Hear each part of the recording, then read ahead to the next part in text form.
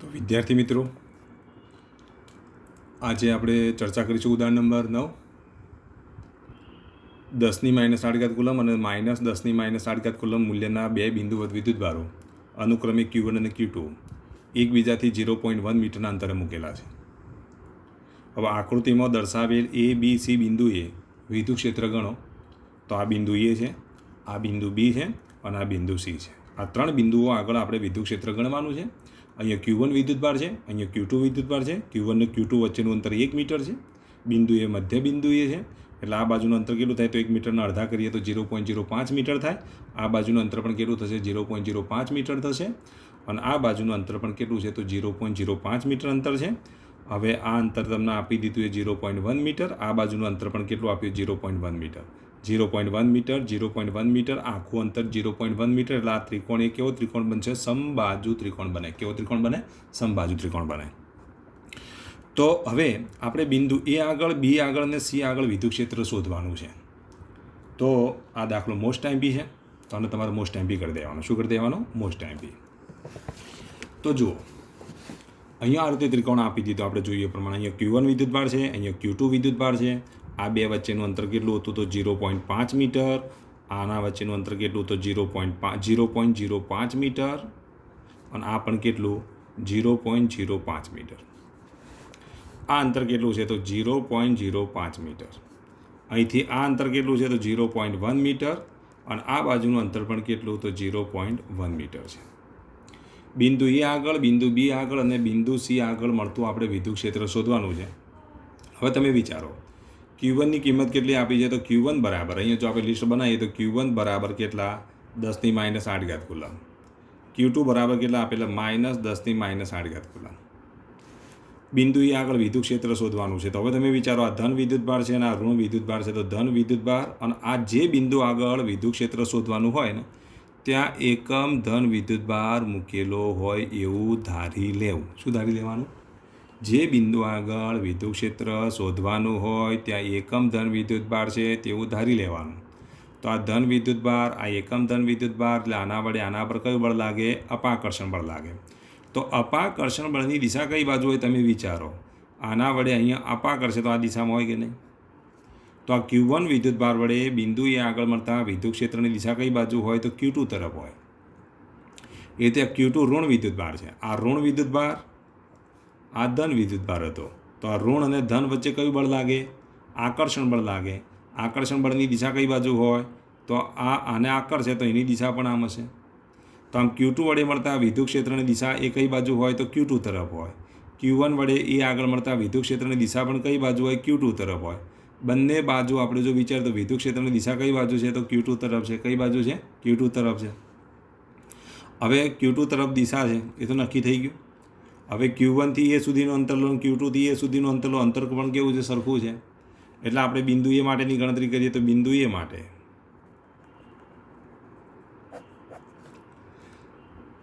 R1ની કિંમત લો કે R2ની કિંમત લો. કેટલી કિંમત મળશે? તો 0.05 મીટર. આનું જો સાદરૂપ આપો તો 5 × 10⁻2 મીટર. આટલું આપણને શું મળ્યું? અંતર મળ્યું. હવે બીજી વાત એ, અહીંયા Q1 અને Q2 વિદ્યુત ક્ષેત્રની દિશા નક્કી થઈ ગઈ. બંનેની દિશાઓ કેવી છે? સમાન છે. એટલે પરિણામી વિદ્યુત ક્ષેત્ર જો લઈએ તો પરિણામી વિદ્યુત ક્ષેત્રમાં સરવાળો કરીશું. પણ જ્યારે સરવાળો દિશા નક્કી થાય એટલે ઋણની જગ્યાએ કેવો વિદ્યુતભાર લેવાનો? ધન વિદ્યુતભાર લેવાનો. તો E1 બરાબર શું લખીશું? K/Q1/R1². અને E2 બરાબર જો લખીએ તો K/R2². એટલે આને ધન બનાવી દઈશું. ઋણ હશે તો ધન બનાવે, કારણ કે આપણે દિશા નક્કી કરી દીધી છે. એટલે આને ધન બનાવી દઈએ. તો પરિણામી વિદ્યુત ક્ષેત્રનું મૂલ્ય, તો બિંદુ A આગળ મળતા વિદ્યુત ક્ષેત્રનું મૂલ્ય E બરાબર શું લખીશું? બોલો. E1 + E2. E1 અને E2ના મૂલ્યો કેવા? સમાન છે. મૂલ્યો જો સમાન હોય તો E1ની કિંમત મૂકી દઈએ K/Q1². એટલે કે બંનેના મૂલ્યો સમાન છે. એટલે E1 + E1 લખો તો પણ ચાલે. તો E1 + E1 બરાબર શું કરીશું? 2E1. કારણ કે E1 બરાબર શું થશે? E2. બંનેના મૂલ્યો કેવા છે? સમાન છે. તો 2E1. 2E1 तो 2E1 ની જગ્યાએ લખી દઈએ કે Q1/R1². ચલો 2 ની જગ્યાએ 2, કે ની જગ્યાએ 9 ગુણ્યા 10⁹ Q1 ની કિંમત કેટલી? તો Q1 ની કિંમત આપણે મૂકી દઈએ કેટલી? તો 10⁻8. R1 ની કિંમત કેટલી? તો R1 ની કિંમત આપણે મૂકીએ તો કેટલા? તો 5 ગુણ્યા 10⁻2. તો 5 ગુણ્યા 10⁻2². આનું આપણે સાદુરૂપ આપીએ તો શું થશે બોલો? 2 ગુણ્યા 9 એટલે 18, ગુણ્યા 10ની કેટલી? 9માંથી 8 જાય તો 1 ઘાત, 5નો વર્ગ 25, 10ની માઇનસ કેટલી ઘાત થાય? 4 ઘાત, 18/25. અહીંયા સાદુરૂપ આપી દઈએ તો 18/25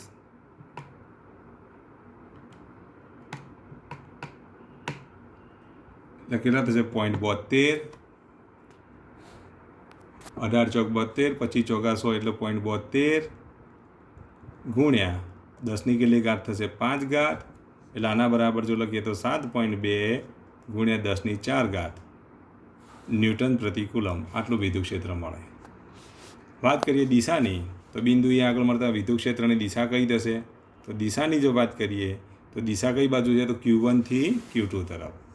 કારણ કે આના વડે મળતું વિદ્યુત ક્ષેત્ર, તો આના વડે અહીંયા મળતું વિદ્યુત ક્ષેત્ર પણ આ દિશામાં છે, આના વડે મળતા વિદ્યુત ક્ષેત્રની દિશા પણ આમ છે. તો પરિણામી વિદ્યુત ક્ષેત્ર કઈ બાજુ હોય? તો ધનથી ઋણ તરફ, એટલે Q1 થી Q2 તરફ છે. તો બિંદુ એ આગળ મળતા વિદ્યુત ક્ષેત્રની દિશા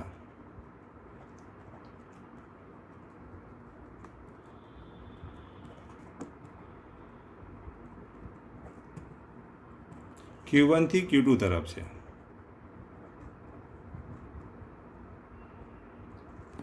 Q1 થી Q2 તરફ છે. હવે એ જ રીતે આપણે બિંદુ બી માટેની વાત કરીએ. બિંદુ બી માટેની જો વાત કરીએ તો પહેલાં સમજી લો, આ Q1 વિદ્યુતભાર જે ધન વિદ્યુતભાર છે. બિંદુ બી આગળ વિદ્યુત ક્ષેત્ર શોધવાનું, તો અહીંયા પણ આપણે કયો વિદ્યુતભાર મૂકી દીધો? ધન વિદ્યુતભાર મૂકી દીધો. આ ધન વિદ્યુતભાર તો આના વડે આના પર કયું બળ લાગે? અપાકર્ષણ બળ લાગે. તો અપાકર્ષણ બળની દિશા આમાં છે. હવે આ ઋણ વિદ્યુતભાર છે અને અહીંયા એકમ ધન વિદ્યુતભાર છે. તો આના વડે આના પર કયું બળ લાગે? તો આકર્ષણ બળ લાગે. તો એની દિશામાં છે, આકર્ષે છે. તો આ દિશામાં આ ધન એટલે અપાકર્ષણ બળ આ દિશામાં, આ ધન અને આ ઋણ એટલે આકર્ષણ બળ આ દિશામાં છે. બંનેની દિશાઓ પરસ્પર વિરુદ્ધ છે. પરંતુ બિંદુ એ માટે કેવું હતું? બંનેના અંતરો પણ સરખા હતા, દિશાઓ પણ સમાન હતી, અંતરો પણ સરખા હતા. અહીંયા બિંદુ બી આગળ દિશાઓ જુદી જુદી છે ને અંતરો જુદા જુદા છે. જો તમે Q1 માટે અંતર કેટલું થાય? માત્ર 0.05 મીટર જ થાય. જ્યારે Q2 માટે આ અંતર તમે લો તો કેટલું થાય? 0.05 વત્તા 0.05 વત્તા 0.05 એટલે ટોટલ કેટલું થાય બોલો? 0.15 થાય કે નહીં? તો બિંદુ બી માટે જો આપણે અહીંયા લખીએ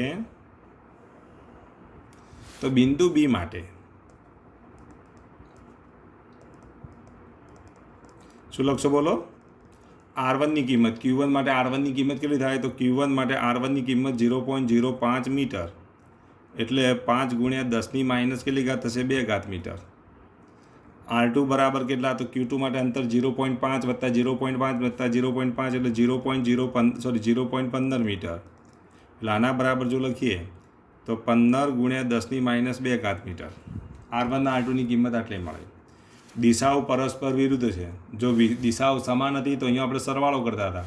દિશાઓ જો વિરુદ્ધ હોય તો અહીંયા આપણે શું કરીશું? બાદબાકી કરીશું. તો પરિણામી વિદ્યુત ક્ષેત્ર E બરાબર શું લખીશું? મોટું વિદ્યુત ક્ષેત્ર કયું આવશે? E1, જેનું અંતર નાનું એટલે છેદ નાનો એટલે ગુણોત્તર મોટો એટલે E1 ની કિંમત મોટી હશે. E2 ની કિંમત જો અંતર મોટું એટલે છેદ કેવો થાય? છેદ મોટો થાય. જો આ સૂત્ર પ્રમાણે છેદ કેવો થાય? મોટો થાય. અને છેદ મોટો થાય તો ગુણોત્તર કેવો થાય? નાનો થાય. તો તમે જ વિચારો હવે, Q1 માટે અંતર નાનું છે, Q2 માટે અંતર મોટું છે. ચલો Q1 માટે અંતર નાનું હોય, Q2 માટે અંતર મોટું હોય તો તમે વિચારો શું કરશો બોલો? આના માટે છેદ નાનો છે તો આના વડે મળતું વિદ્યુત ક્ષેત્રની કિંમત મોટી છે. આના માટે છેદ મોટો થાય છે, અંતર મોટું છે એટલે છેદ મોટો થાય છે, તો પછી વિદ્યુત ક્ષેત્રની કિંમત કેવી હશે? નાની હશે. તો પરિણામી વિદ્યુત ક્ષેત્ર E બરાબર શું લખીશું? E1 minus E2. E1 ની કિંમત જો મૂકીએ તો E1 ની કિંમત કરી તો KQ1/R1². E2 ની કિંમત મૂકીએ તો KQ2/R2².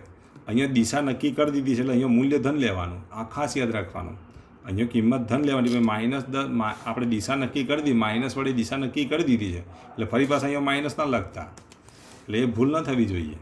તો અહીંયા આપણે K કોમન કાઢી દઈએ. Q1ની કિંમત કેટલી તો 10⁻8 R1ની કિંમત કેટલી તો 5 × 10⁻2 વર્ગ પછી માઇનસ Q2ની કિંમત કેટલી તો Q2ની કિંમત પણ 10⁻8 R2ની કિંમત કેટલી તો R2ની કિંમત કેટલી તો 15 × 10⁻2 વાનું આપણે સાદું એનો પાછો શું થશે વર્ગ થશે તો Kની કિંમત 9 × 10⁹ 10⁻8 કોમન કાઢી દઈએ અહીંયા 5નો વર્ગ 25 એટલે 1/25 10⁻4 ઉપર જાય તો +10⁴ અહીંયા 1 15નો વર્ગ 225 10ની માઇનસ કેટલી ઘાત છે જુઓ 10⁻4 છે ઉપર જશે તો +10⁴ થાય ખબર પડી ને આ 10⁻4 થાય જે છેદમાં છે અંશમાં લઈ જાઓ તો 10⁴ આ 10⁻4 છે છેદમાં છે જો અંશમાં લઈ જાઓ તો 10⁴ આ 10⁴ કોમન કાઢી દઈએ 10⁴ કોમન કાઢો તો 9માંથી 8 જાય તો કેટલા થશે બોલો 1 અને 4 એટલે 5 થાય તો 9 × 10⁵ અહીંયા 1/25 1/225 વાનું આપણે સાદુરૂપ આપી દઈએ 25 9 225 એટલે 9 લસા લેવાય કે નહીં તો 9માંથી 1 જાય તો 8 તો આનું સાદુરૂપ આપો તો 9 × 10⁵ 8/225 વાનું આપણે સાદુરૂપ આપી દઈએ ખબર પડી ને 25 9 225 થાય એટલે અહીંયા 9 આવશે 9માંથી 1 જાય તો કેટલા થાય 8 અને છેદમાં કેટલા લસા લીધા આપણે 225 લખાય કે નહીં ખબર પડી અહીંયા લસા લેતા આવડે કે નહીં તો આટલું મૂલ્ય થયું ચલો સાદુરૂપ આપજો આનું 8 9 72/225 થાય તો 72/225 ઇઝ ઇક્વલ ટુ 0.32 થશે તો આની કિંમત કેટલી આવશે બોલો 72/225 એટલે 0.32 તો અહીંયા લખી દઈએ 0.32 × 10⁵ ન્યૂટન પ્રતિ કુલમ એટલે 3.2 × 10⁵ ન્યૂટન પ્રતિ કુલમ હવે આપણે વાત કરીએ દિશાની અને દિશા કઈ બાજુ છે જુઓ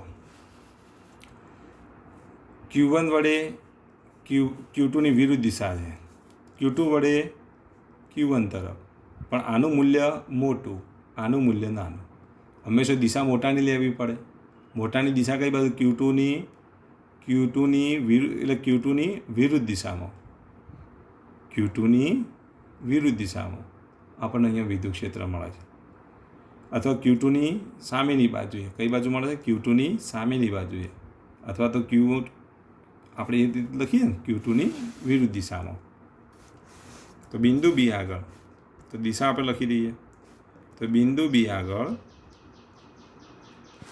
વિદ્યુત ક્ષેત્ર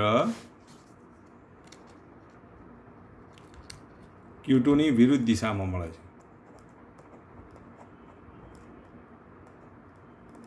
Q1 અને Q2ને જોડતી રેખા પર મળે છે Q1 અને Q2ને જોડતી રેખા પર મળે છે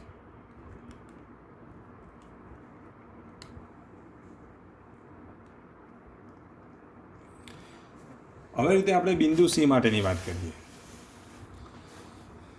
તો જો બિંદુ C માટે વિચારો બિંદુ C માટે Q1 વડે Q2 મળતું અહીંયા જો બિંદુ C આગળ તમારે ધન વિદ્યુતભાર લઈ લેવાનો આ ધન છે તો આના વડે આના પર કયું બળ લાગે તો અપાકર્ષણ બળ તો એની દિશામાં છે હવે આ ઋણ વિદ્યુતભાર ધન વિદ્યુતભાર તો તેના વડે અહીંયા આકર્ષણ બળ લાગે તો એની દિશા નીચેની તરફ હશે તો પરિણામી વિદ્યુત ક્ષેત્ર જો લઈએ તો પરિણામી વિદ્યુત ક્ષેત્ર કઈ બાજુ હશે બોલો તો આ પરિણામી વિદ્યુત ક્ષેત્ર મળે તો બિંદુ C આગળ મળતા વિદ્યુત ક્ષેત્રની જો વાત કરીએ તો Q1 વડે બિંદુ C આગળ મળતું વિદ્યુત ક્ષેત્ર આમ ઉપરની તરફ Q2 અહીંયા ઋણ છે ને આ ધન છે તો આકર્ષણ બળ લાગે તો આમ નીચેની તરફ આ ધન અને આ ધન તો અપાકર્ષણ બળ લાગે તો આમ ઉપરની તરફ તો અહીંયા પરિણામી વિદ્યુત ક્ષેત્ર આ રીતે આપણને મળે વચ્ચે ખૂણો આ ખૂણો 60° છે બે વિદ્યુત ક્ષેત્ર વચ્ચેનો ખૂણો કેટલો થશે 120 થાય હવે મૂલ્યો અંતર સરખા છે તો જો બિંદુ C માટેની વાત કરીએ બિંદુ C માટે જો આપણે લખીએ તો R1 = R2 = 0.1 metre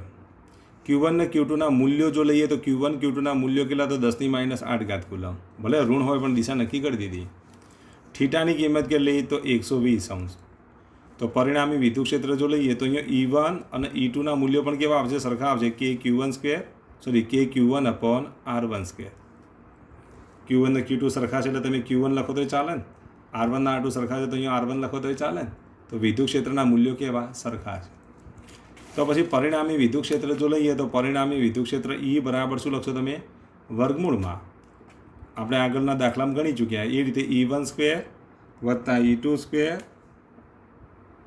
E2 square વત્તા 2E1 E2 cos 120.